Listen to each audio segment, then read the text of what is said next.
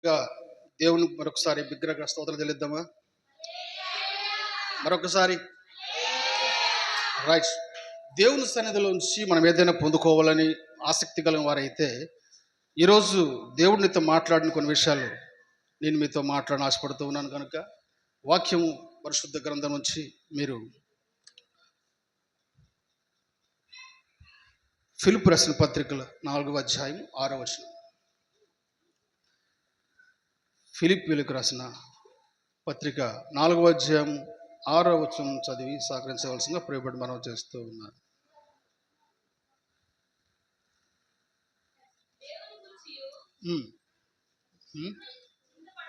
దేనిని గురించి చింతపడకూడదు, కానీ ప్రతి విషయంలోనూ ప్రార్థనా విజ్ఞాపనము చేత కృతజ్ఞతాపూర్వకముగా మీ విన్నపమును దేవుని తెలియజేయడి. అప్పుడు సమస్త జ్ఞానమును మించిన దేవుని సమాధానము యేసుక్రీస్తు వలన మీ హృదయమునకును మీ తలంపులకును కావలి ఉండను. ప్రార్థన చేసుకుందాం. ప్రేమ స్వరూపి సర్వోన్నతుడా సర్వాధికారి మీకు స్తోత్రాలు.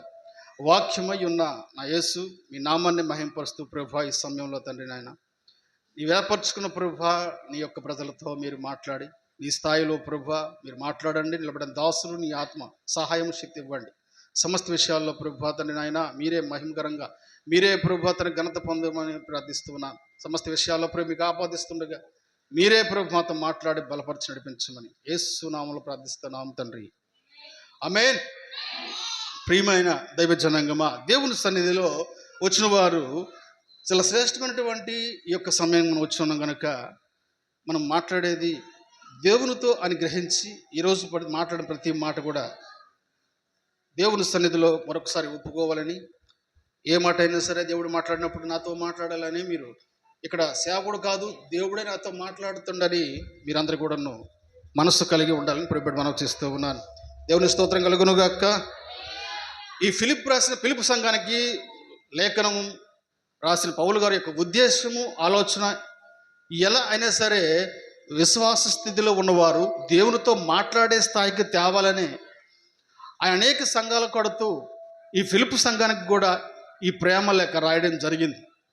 ఈ లేఖలో దేవునితో ఎలా మనము ఆ బంధాన్ని పెంచుకోవాలనేది, దేవునికి మానవునికి కనెక్ట్ అవ్వడానికి యేసుక్రీస్తు వారి లోకానికి వచ్చినప్పుడు ఆయన ప్రకటించిన తర్వాతను ఆయన సిద్ధపరిచిన కొన్ని విషయాలు ఆయన ద్వారా ప్రభు ద్వారా పొందుకున్న సేవకుల ద్వారా సంఘాలు విస్తరింపజేస్తూ అనేక కుటుంబాల్లో సమాధానం ఇవ్వడానికి, అనేక కుటుంబాలను రక్షణ తేవడానికి దేవుడు పరిశుద్ధాత్మ ద్వారా రాపించిన ఈ లేఖనాల్లోంచి దేవుడు ఈరోజు మాట్లాడుతున్న మాట ప్రార్థన. ఈ ప్రార్థన అనేదే సమస్తానికి మూలం. ఈ ప్రార్థన అనేదే సమస్తము కూడా జరిగించగల శక్తి ఉంది ఈ ప్రార్థనలో. కానీ ఈ ప్రార్థనల్లో 3 రకాలు కలిపి, ఈ ప్రార్థనలో 3 రకాలు అయినటువంటి కోణాలు ఈ యొక్క చదవబడే వాక్యంలో ఉన్నాయి. సంఘానికి చెప్తున్న మాట దయచేసి ప్రార్థన 1, 2 విజ్ఞాపన, 3 కృతజ్ఞత. చెప్పండి. మొదటిది చెప్పాలి. ప్రార్థన, విజ్ఞాపన, కృతజ్ఞత. ఈ 3 రకాలు అయిన ప్రార్థన చేసేటప్పుడు మాత్రమే వినాలి. ఈ 3 రకాలైనటువంటి కోణాలు నీలో ఉంటే తప్ప నువ్వు దేవునితో అంటుకట్టే విధానము చాలా ఆలస్యం జరుగుతూ ఉంటుంది. వినాలి. దేవుని యొక్క సన్నిధిలో కూర్చున్న నువ్వు ఈరోజు దేవుడితో మాట్లాడుతున్న మాట, నీ ప్రార్థనలో ప్రార్థన చేస్తూ ఉన్నావు కానీ అది విజ్ఞాపన విషయంలో, 3వది కృతజ్ఞత విషయంలో. దేవునితో నువ్వు కనెక్ట్ అవ్వాలనుకున్నప్పుడు నీ ప్రార్థన ఎలా ఉండాలంటే ప్రార్థనతో పాటు విజ్ఞాపన. విజ్ఞాపన అంటే దేవుని సన్నిధిలో ఏదైనా పొందుకోవాలనుకున్నప్పుడు ప్రతి క్షణం కూడా నువ్వు ప్రార్థించేటప్పుడు అది పొందుకోవాలని ఆశ కలిగి ప్రతి క్షణము కూడా నువ్వు దాన్ని అడుగుతూనే ఉండాలి. ఏదో ఒకసారి సన్నిధిలో అడిగాం కదా ఇచ్చేస్తారు కదా దేవుడు అంటే కాదు. విజ్ఞాపనగా ఒక ప్రత్యేకమైనటువంటి ఆలోచన కలిగిన ఆ యొక్క అంశము ఏదైనా సరే, నీ కుటుంబ విషయం అవ్వచ్చు, నీ భర్త విషయం అవ్వచ్చు, నీ బిడ్డల విషయం అవ్వచ్చు, అది మారాలి, పొందుకోవాలంటే ఏదో 10 నిమిషాలు 5 నిమిషాలు సన్నిధిలో ప్రార్థన చేసిన మాత్రం అది పొందుకోలేదు. ఇక్కడ పౌలు గారు చెప్పిన ఉద్దేశం ఏంటంటే ప్రార్థన అనేది విజ్ఞాపనగా మారాలి. రెండవగా ప్రార్థన అనే అంశము విజ్ఞాపనగా మారాలి. ఒక ఉపవాసము కలిగి ప్రతి క్షణం దేవునితో సహవాసం కలిగి ప్రభువా ప్రభువా ప్రభువా ప్రభువా అని ఇచ్చేంత వరకు కూడా అది విజ్ఞాపనగా మారాలని మొట్టమొదటిసారిగా అది ఏ యొక్క పరిస్థితి ఏ యొక్క స్థితిలో అయినా సరే నువ్వు దాన్ని అడుగుతూనే ఉండాలి. 10 మార్లు అడుగుతూ అడుగుతూ ప్రార్థించి కన్నీరుతో ప్రార్థన చేస్తున్నప్పుడు విజ్ఞాపనగా మారుతుంది, బ్రతిమాలినట్టు మారుతుంది. ఒకసారి మారితే ఒకసారి చెప్పితే ఏదో రిక్వెస్ట్ చేసినట్టు కాదు. అది ఒకసారి చెప్తే అసలు నువ్వు విన్నట్టు హృదయం కూడా ఈ ఆలోచనకి అంగీకరించదు. 10 మార్లు చెప్తుంటే విజ్ఞాపన చేస్తుంటే బ్రతిమాలుతున్నట్టు ఉండాలి నీ ప్రార్థన. నీ ప్రార్థన దేవుణ్ణి వేడుకుని ప్రభువా నీ కృప నీ దయ నీ భిక్ష అయ్యా పెట్టండి ప్రభువం బ్రతుకులు నా కుటుంబంలో అన్నట్టు విజ్ఞాపన నువ్వు జోగి దేవుణ్ణి పాదాలు తెరపడి ఆడాలి. ప్రార్థన అంటే ఏదో ప్రార్థన చేయమంటే ఏదో మోకరించి ప్రభువా నీ చిత్తం నెరవేర్చును గాక నా కుటుంబాలు దీవించు ప్రభువా అని ఏదో అనేసి మాత్రాన కాదు. అది విజ్ఞాపనంగా మారాలంటే బ్రతిమాల స్థితికి రావాలి. అది దేవునితో పెనుగులాడి స్థితికి రావాలా. ఆ రోజు యబ్బొకరేవు దగ్గర యాకోబు చేసిన ప్రతి ఒక్క విజ్ఞాపనగా మారి నువ్వు దీవిస్తే తప్ప ఇక్కడ ఈ చోటు నుంచి నేను వెళ్ళను అని ఆయన విజ్ఞాపన చేస్తూ బ్రతిమాలుతూ దేవుని పాదాలు పట్టుకుని వదలట్లేదు. ఆ రోజు ఏ ఒక్క పరిస్థితి అయినా సరే మారాలనుకున్నప్పుడు నీ హృదయంలోంచి ఆ యొక్క బాధ వ్యక్తపరచబడాలి. నువ్వు ఎలా ప్రార్థన చేస్తావు? ఈరోజు సన్నిధికి వచ్చి ఎలా ప్రార్థన చేస్తూ ఉన్నావు ఈరోజు? అది విజ్ఞాపనగా మారాలి కదా. హన్నా బ్రతుకులు చూశారు, దావీదు బ్రతుకులు చూశారు. ఏ సమస్య అయినా సరే వాళ్ళు సన్నిధిలోకి వచ్చి విజ్ఞాపనతో చేశారు. అనగా దేవుణ్ణి ప్రార్థించి పాదాలు పట్టుకొని పొందుకున్న వరకు వదలలేదు ఆ విషయాన్ని.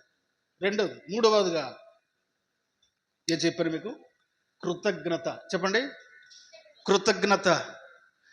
దేవుడు నీకు ఏదైనా దయచేసిన తర్వాత ప్రార్థనాపూర్వకంగా ఒక సమస్య వచ్చింది, అది ప్రార్థనగా దేవుడికి అప్పచెప్పావు, దాన్ని విజ్ఞాపనంగా చేసావు, సమయం పట్టింది, దేవుడు ఫలం ఇచ్చాడు, దేవుడు నీ ప్రార్థనకి జవాబిచ్చాడు.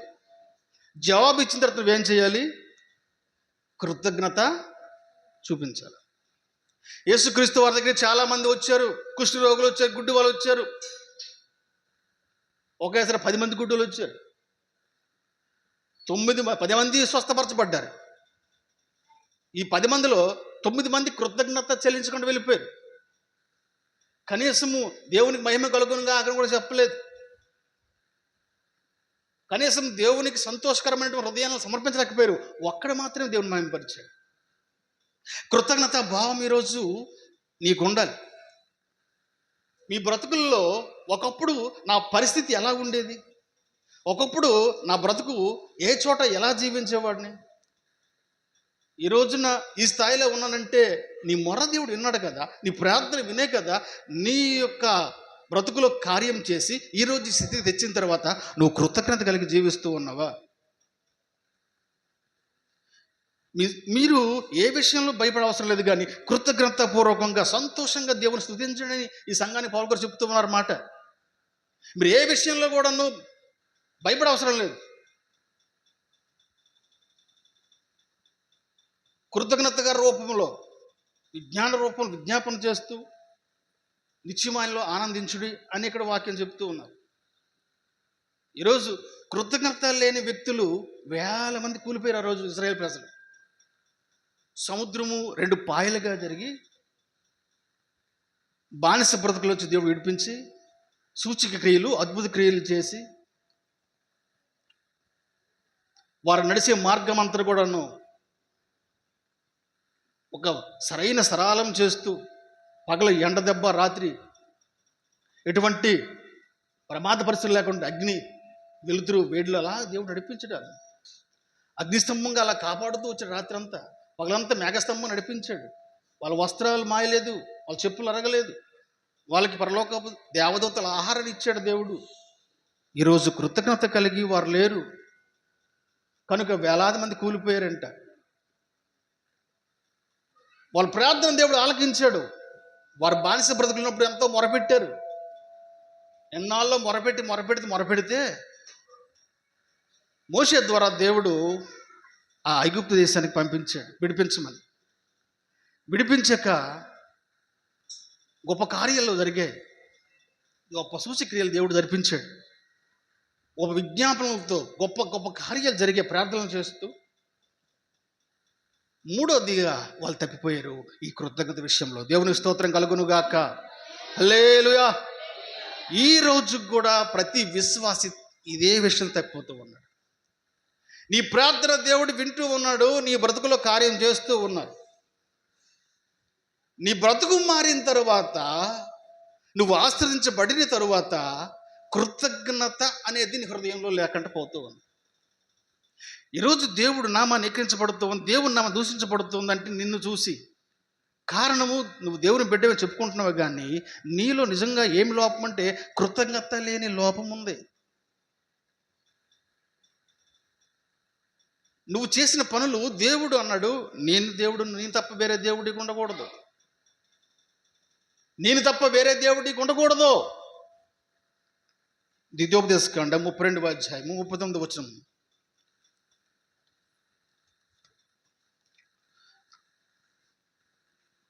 32వ అధ్యాయము 39వ వచనం రాసి ఉందిలా, ఇదిగో నేనే దేవుడును, నేను తప్ప వేరొక దేవుడు లేడు. మృతి నొందిన వాడును, బ్రతికించువాడును నేనే, గాయపరచువాడును, స్వస్థపరచువాడును నేనే. నా చేతిలో నుండి విడిపించువాడు ఎవడనూ లేడు. నేను తలతలలాడు నా ఖడ్గము మారి నా చేత న్యాయం పట్టుకుని ఎడల నా శత్రువులను ప్రతీకారము కలుగు చేసేదను. ఇలా దేవుడు వాగ్దానం చేసిన దేవుడు మాట్లాడుతూ ఉన్నాడు. నేను తప్ప, చెప్పండి, నేను తప్ప వేరొక దేవుడు అని మీరు అనుకుంటారేమో, లేడు.